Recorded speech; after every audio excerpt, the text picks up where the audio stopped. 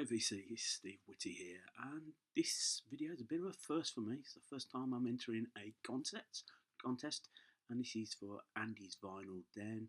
Give me 10 perfect albums. Andy's Vinyl Den's a great channel, one of the, with a few channels I watch every video of.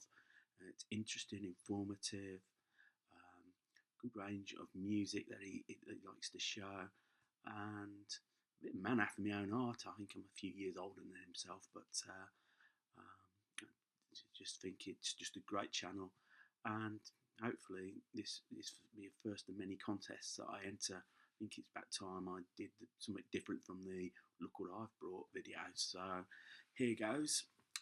10 perfect albums, and as Andy said, these are albums where you listen to all the way through. You think they're just great. You don't have to skip a track or lift the needle up.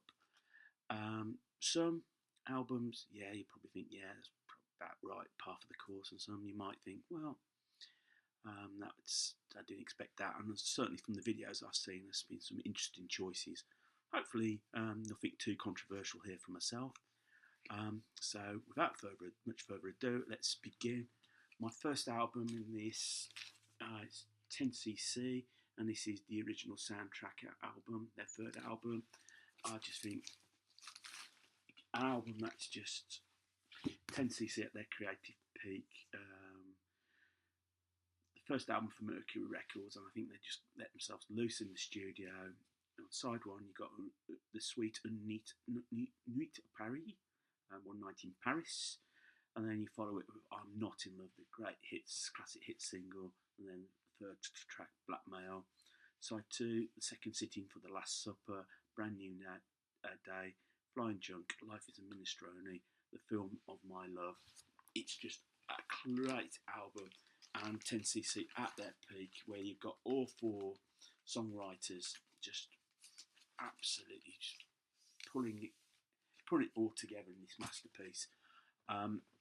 If you're not aware, BBC about 18 months ago did a documentary a bit about 10cc, and I think I've seen it on YouTube, so it's worth checking out if you like 10cc. These albums are not in any order apart from alphabetical. I've included Let There Be Rock by AC/DC, the third UK release. And again, an album that I just love playing all the way through. Not a duck track. Has to be the album version. You've got Go Down on side one, Dog Eat Dog, Let There Be Rock, Bad Boy Boogie. On side two, you've got Overdose, and then you've got Rhapsody in Blue, their ditty to venereal disease. On the CD version of the album, you may have noticed that they put Problem Child on it. Then you've got Hell Ain't a Bad Place to Be, and the album finishes off with A Whole Lot of Rosie. Just a good time album. Probably, I think, the best with Bon Scott. The Beatle album I've included is Revolver. Now, a lot of people have gone for Sgt. Pepper, mate, and I haven't seen anyone put Revolver in. I may be wrong, and I'd be happy to be corrected. Just send me the link, and I'll subscribe to these people. I think the precursor, and this is where I think the shackles of not playing live start to come off, not playing live, and they were sort of free in the studio. You've got Taxman, Eleanor Rigby, I'm Only Sleeping, Love You Too, Here, There, Everywhere, Yellow Submarine, She Said, and that's side one. On side two, Good Day Sunshine, and Your Bird Can Sing, For No One, Dr. Robert, Want to Tell You, Got to Get You Into My Life, Tomorrow Never Knows. Time goes quickly when I listen to this album. It's just a corking album. Emerson, Lake and Palmer, Brain Salad Surgery. To me, their peak. Again, not a duff track on the album. You've got Open Up with Jerusalem, Toccata,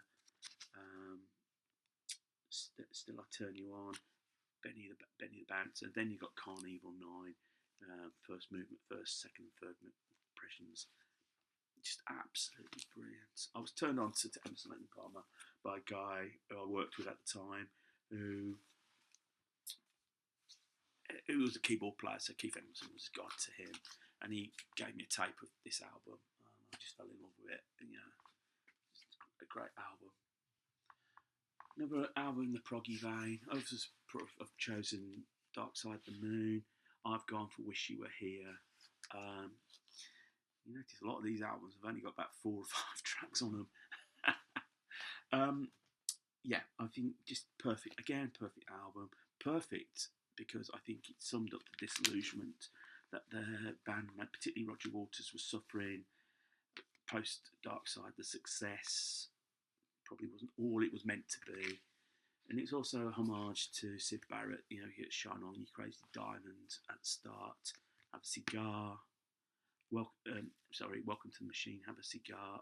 What was it? Have a Cigar, then Welcome to the Machine. Then you got beautiful track, the best track they ever did, Wish You Were Here itself. Then finishing off with Shine On, You Crazy Diamond. It's an album that to me represents loss and disappointment. Ultimately, his fame wasn't what they quite anticipated it would be. Queen. I know James, the vinyl professor, chose Sheer Heart Attack, and I was really tempted to pick that album. And it was a toss-up between that, and A Night at the Opera. And I've gone for Night at the Opera. I think it's, to me, again, another perfect album. Not a duff track on it, but it's the combination of all those early influences. And again, it was a band that was allowed to get on to make the album they wanted to make. You've got Death on Two Legs, dedicated to Lazy on a Sunday Afternoon, a bit of a musical homage. I'm in Love with My Car, Roger Taylor's Pièce de Résistance, and My Best Friend, John Deacon's first hit single. 39, a bit of a folky element to it. Sweet Lady, a bit of a rocker. Seaside Rendezvous, a bit whimsical. Then on side 2, The Prophet's Song, Love of My Life, Good Company, Bohemian Rhapsody, ending up with God Save the Queen. It might be an obvious choice, but it's still a great album. Something a bit left field. REO Speedwagon, you can tune a piano, but you can't tune a fish. I picked up a tape of this when I was 18, 19, it might have been even younger. I just loved this record. It just rocks. You've got Roll with the Changes, Blazing Young Trail Again, Time for Me to Fly, Lucky for You. On side 2, the unidentified Tuna Trot. So, he's actually, I'm reading these, not in the sequence there on the album. Say You Love Me, Say Goodnight, which closes the album. Running Blind. Do You Know Where Your Woman Is Tonight? Sing to Me. It's just a great album, played non-stop. Picked it up as a record just around Christmas time. I was just really pleased with it. I just think it's just a great album. Probably the best album. Better than High Infidelity. Second album by Roxy Music, For Your Pleasure. Quite amazing actually, this, because Brian Eno doesn't think favourite Roxy Music album is actually the first album, Stranded, which came out after he left. But to me, it's For Your Pleasure. Do the Strand, probably the best single. Beauty Queen, Strictly Confidential, Editions of You, In Every Dream, Home and Heartache. Who thought to do a song about a blow-up doll, sex doll? The Bogus Man, Grey Lagoons, and For Your Pleasure. This really is, to me, the high points of glam rock. Everything about this album is about glam. You got Amanda Lear, glamorous lady at the time, dressed up. It's just absolutely brilliant. For Rush is my favourite band, and Moving Pictures is their perfect album. I think they just started to nail it with the synthesizers. I think they knew it as well. That's why they toured with it, played it recently. Tom Sawyer, Red Barchetta, YYZ, Limelight, Camera Eye, Witch Hunt, Vital Signs. And the scene, the first time I saw him was at Stafford Pick Me Up with this album, and yeah, just a great album all in all. Number 10, Steel Pulse, Hands with Revolution. Best British Reggae album. Again, not a duff track. Side 1, Hands with Revolution, Bad Man Soldiers, Soundcheck. Side 2, Prodigal Son, Ku Klux Klan, Prediction, Macca Splaff. I think that's how you pronounce it. This came out at the time, 1978, where To Be Black, and especially Handsworth, which is a suburb of Birmingham, the city of Birmingham, wasn't pleasant. But it also brings back happy memories of when I helped my dad on his milk round. We used to deliver milk in their district of Birmingham called Ladywood, and Sunday morning you'd get the remnants of the all-night what were called blues parties, which were basically where people played reggae music all night, where homemade bass cabinets, great boxes with a dirty great bass cone in it. So it brings back happy memories there. But again, essential album. So, Andy, that's my 10 perfect albums. I hope that the people who watch the video agree with me. Again, congratulations on reaching 200 subscribers. I noticed just looking at you've got 280, so there could well be the 300 subscriber competition coming up very soon. So keep smiling, mate. Keep rocking. Keep producing those great videos.